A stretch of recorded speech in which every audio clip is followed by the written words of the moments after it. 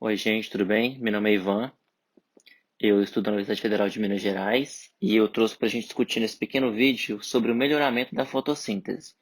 E a primeira ideia que eu trago para a gente como argumentação é o melhoramento da fotossíntese como uma chave para reduzir a fome no mundo. Interessante, né? Será que esse processo tão complexo que é a fotossíntese ela tem esse potencial de reduzir a fome no mundo mesmo? Então vamos discutir essa ideia? Bom, a primeira coisa que deve estar passando na cabeça de vocês é, Ivan, o que que é essa fotossíntese, essa poderosona aí? Bom, a fotossíntese ela é um processo autotrófico realizado por plantas, algas e cianobactérias para a produção do seu próprio alimento. Bom, nós seres humanos somos seres heterotróficos, a gente não consegue produzir nosso próprio alimento, então a gente tem que se alimentar de outros seres, né, vegetais ou animais, para ter energia, crescer e se desenvolver. No caso da planta, esse processo ele serve, olha, para poder crescer a planta, para crescer e se desenvolver. Bom, e onde que acontece, Ivan, esse processo aí? Bom, esse processo ele acontece em células especializadas nas plantas chamadas de cloroplastos. Esses cloroplastos são organelas especializadas que têm dupla membrana, compostas pelos tilacoides, que são essas lamélulas organizadas em forma de lacuna, onde estão acoplados então os pigmentos fotossintetizantes, principalmente a clorofila, e o estroma, que é a parte interna aí do cloroplasto. Tá bem? Tá, beleza. Essa organela aí produz, faz o processo, mas como é que isso acontece na prática, digamos assim? Bom, a gente tem uma fórmula geral para o pro processo de fotossíntese, onde a água, que é capturada pelas raízes das plantas, reage com o CO2 atmosférico na presença da energia solar e produz a glicose, a água e oxigênio, sendo a glicose distribuída por todo o corpo do vegetal para o desenvolvimento do mesmo. A água pode ser reutilizada em outros processos, assim como pode ser perdida por processos de evapotranspiração, e o O2 eliminado na atmosfera em forma de oxigênio para a gente utilizar na fase respiratória. Bom, e como é que acontece esse processo? A gente tem duas etapas. A primeira etapa delas é a etapa fotoquímica, né? Fase fotoquímica, também conhecida como fase clara, porque geralmente acontece durante o dia, com a presença de luz. E por vários processos químicos, há a produção de ATP, que é adenosina trifosfato, né? A NADPH e o oxigênio. Então, esses componentes, junto com o CO2, vão participar do próximo processo, que é a fase enzimática, onde a gente tem o ciclo das pentoses ou ciclo de Calvin. Nesse ciclo, a gente tem então o CO2 sendo fixado por uma enzima chamada rubisco, como a gente pode ver aqui. E então a gente tem então uma fase. Essa fase desse ciclo, que demora um pouco, não é um ciclo muito rápido.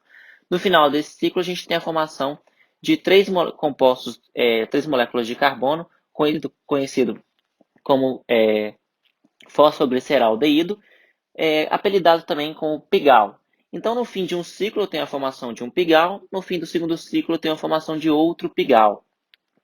Esses pigalos, digamos assim, eles vão se reagir através de outras reações e no final produzir então a famosa glicose, que é o subproduto da fotossíntese que a planta utiliza para o crescimento, né, o alimento dela aí, indiretamente.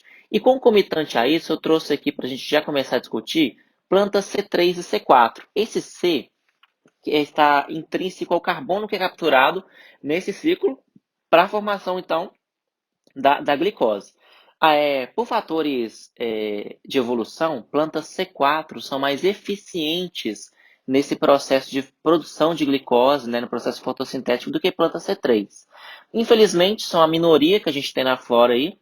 A gente pode citar o milho e a cana-de-açúcar como plantas do tipo C4, né, e o feijão, o arroz, né, como plantas C3. É o que a gente vai discutir mais para frente. E quais são os fatores que influenciam esse processo, Ivan? Bom, a luz, né? O gás carbônico, a água, a temperatura, a luz, o gás carbônico e a água já ficou claro para a gente nas fases anteriores, né?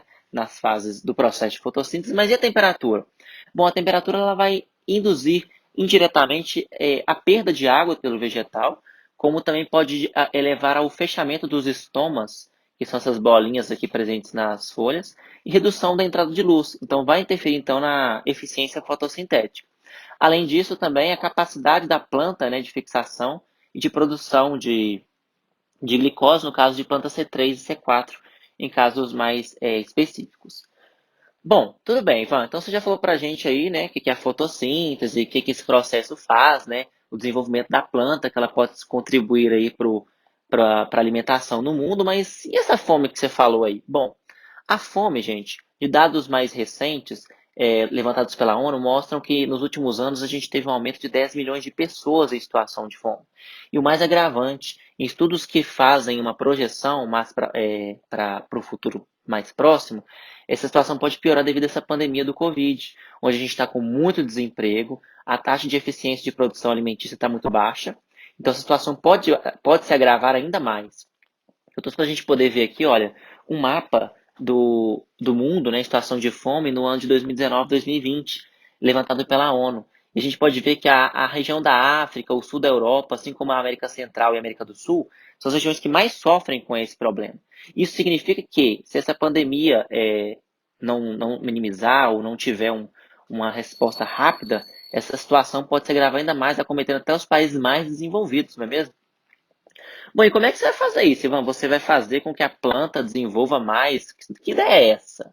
Bom, essa ideia, gente, ela parte, né, de modificações genéticas, que são alterações feitas dentro dos genes das plantas, que permitem elas, então, ter funções mais específicas, como, por exemplo, aumentar a eficiência fotossintética dessa planta, que concomitantemente vai favorecer o seu desenvolvimento, sua reprodução, e assim eu terei, então, mais árvores frutíferas, mais grãos, mais animais se alimentando de vegetais, né, no caso da alimentação direta pela cadeia alimentar. E também, em contrapartida, eu tenho um melhoramento, então, da qualidade do ar, não é mesmo? Porque, como a gente viu nesse processo final, a gente tem liberação de oxigênio. E a gente vive hoje num mundo extremamente poluído, certo? Bom, eu trouxe aqui essas melhorias. Que melhoria que é essa, Ivan? De forma natural, as plantas elas transformam de 1 a 1,5% da luz que elas recebem do sol em alimento. Se a gente conseguisse, através dessas modificações genéticas, alterar para 1,7, 1,8%, essa transformação já seria um ganho extraordinário. E uma alternativa seria justamente o que a gente acabou de discutir, a conversão de planta C3 em planta C4, para maximizar essa taxa de eficiência delas no processo fotossintético e acelerar esse desenvolvimento das mesmas. Claro que não é um processo muito simples, é um processo bem difícil, que requer anos de estudo e muito investimento. Em falar em investimento, a gente vai falar então das pesquisas com investimento. Olha para vocês verem, no ano de 2005, entre 2005 e 2008, se eu não me engano, o Instituto Internacional de Arroz, nesse intuito de converter arroz C3 em C4, ele investiu mais de 1,5 milhão de reais nessa pesquisa. Em contrapartida, para futuros mais próximos, essa empresa multinacional, a Monsanto, ela quer investir entre 80 a 100 milhões de dólares em linhas de pesquisas para incentivar, então, essa linha que melhora o processo fotossintético. Então, ou seja, é uma área bem interessante e muito procurada. Tá bom, gente? Bom, é isso que eu queria trazer, deixar essa sementinha plantada em vocês aí, sobre esse melhoramento de processo através de modificações genéticas. Eu trouxe algumas referências aqui de vídeos mais sucintos para facilitar o entendimento de vocês. E, gente, é isso. Obrigado.